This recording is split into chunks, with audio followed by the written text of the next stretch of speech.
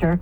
Li Xianlong saying the war is having a negative impact on the Indo-Pacific, and he's stressing the importance of U.S.-Singapore relations in all this. Singapore is the second largest Asian investor in the U.S., and the U.S. is the largest investor in Singapore. Singapore's investments in the U.S. and U.S. exports to Singapore support over 250,000 American jobs. And Lee stressing those jobs several times during that address. He also called on North Korea to engage in serious diplomacy. Meantime, British military intelligence is saying the Russian private military company known as the Wagner Group is being deployed now to eastern Ukraine. The UK's Ministry of Defense saying the Wagner Group is expected to deploy more than 1,000 mercenaries, including senior leaders. And the UK is calling it all a sign Russia is reprioritizing Wagner personnel for Ukraine at the expense of operations in other hotspots in Africa and also Syria. A team of U.S. investigators has been confirmed to head to China this week to help investigate that Chinese plane crash. The Boeing 737 killed all 132 on board in the crash earlier this month. And Hong Kong is extending some emergency COVID measures like quarantines and mask mandates for another 6 months. And the government in Hong Kong is also increasing penalties for violations. Some penalties could include up to 6 months in prison for violating those quarantines. Global News, 24 hours a day, on air and on Bloomberg Quick Take, powered by more than 2,700 journalists and analysts in more than 120 countries. In the newsroom, I'm Denise Pellegrini. This is Bloomberg. Doug? Thanks, Denise. Let's get to our guest for the half hour. Marianne Montaigne is with us. She is Senior Portfolio Manager at Gradient Investment. She's on the line from Arden Hills, Minnesota. Marianne, thanks for being with us. Boy, talk about cross currents in markets. There's a fair amount of optimism building that we are closing in perhaps on a ceasefire in the war in Ukraine. Certainly it was a driving force in a lot of the commodities price action today. The equity market moves up, and we've got a little bit of yield curve inversion that we have to deal with. Give me your take on where things stand right now.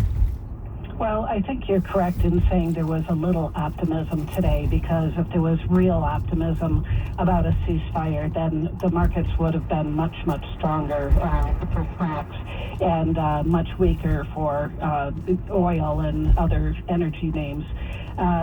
So we're taking this as a potential sign that we're moving toward those two little words we've been waiting for, and that's ceasefire. We could see further volatility before this becomes a reality, but we think it's not a bad time for long-term investors to be positioning for improved spending and trade globally, and specifically for positioning in overseas, that is outside the U.S., companies and bonds that would benefit from lower energy costs and higher values for other types of commodities. Marianne, you know, the thing is, if we do get a ceasefire and perhaps we get a resolution here, perhaps there's an agreement which is struck, Vladimir Putin's still in charge of Russia then? Yeah, he is, as far as we know. We don't know what goes on behind the scenes there. We don't know what will push him or them to the table. We have a lot of rumor and innuendo, and there's just things we cannot be certain of.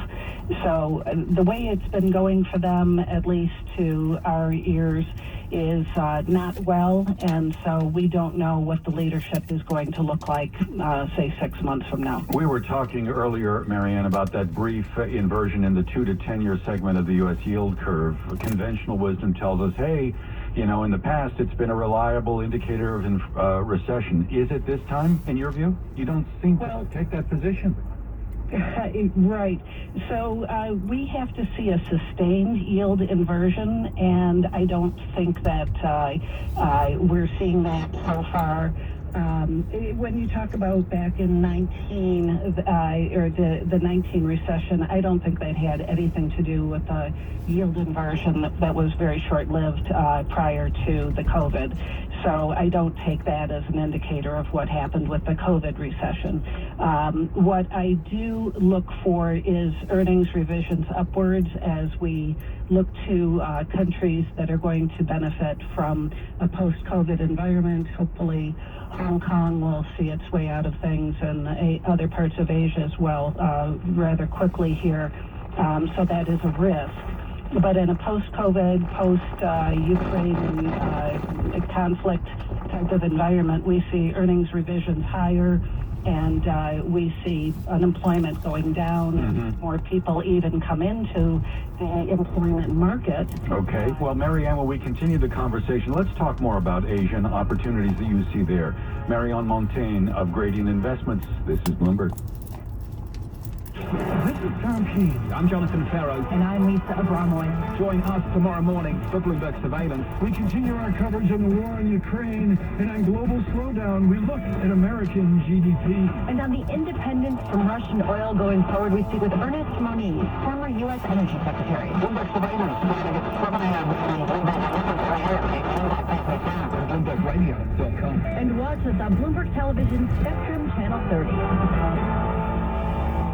This is Emily Chang, inviting you to join me for Bloomberg Technology, a new daily podcast focusing exclusively on technology, innovation, and the future of business. We'll bring you the latest headlines from Silicon Valley's top companies and conversations with tech's biggest decision makers. I think Disney's going to do it right. Building a road to space. Is Uber going to accept crypto in the future? Absolutely. The Bloomberg Technology Podcast. Subscribe today on Apple Podcasts, Spotify, or at Bloomberg.com.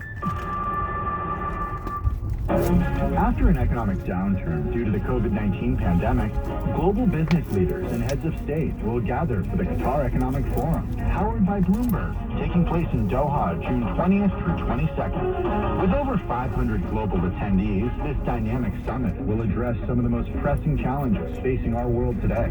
Visit QatarEconomicForum.com to register to join online or in person. That's QatarEconomicForum.com. Dear Calvary Hospital, my mother Lucy was the best mom anyone could ask for.